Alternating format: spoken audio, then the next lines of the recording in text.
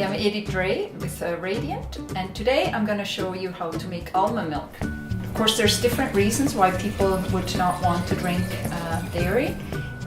If you're vegan or maybe lactose intolerant or for any other reasons, I'm going to show you how simple it is today. So you take 1 cup of almonds and you put it in a jar. You add water.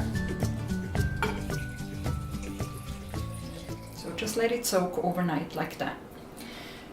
I have already soaked overnight, so that's what it looks like. Next morning we strain it.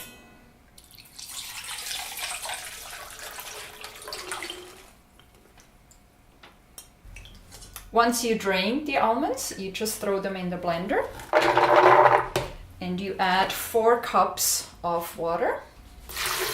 Like that, or you can add less if you want it more creamy. And then all we do is blend it on high for about a minute.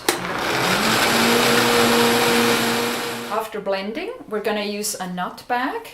You can also use a cheesecloth or a strainer, but I love to use these nut bags. So this is what it looks like. So what we're going to do, we're just going to strain it through the nut bag. We pour it in here.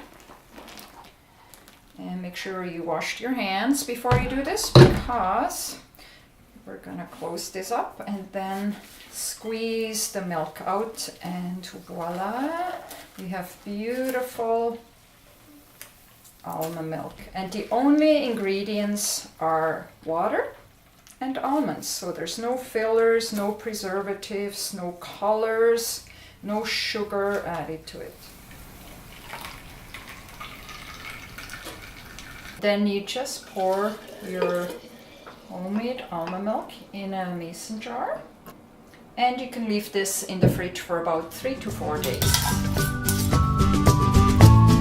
The cool thing is that you can use different nuts to make exactly the same. So for example, sometimes I make cashew milk. You do exactly the same thing with cashews. And the thing with cashews is you don't have to strain it. You just put it in the blender, blend it, and it's done, because it's so creamy. I hope you're gonna try it.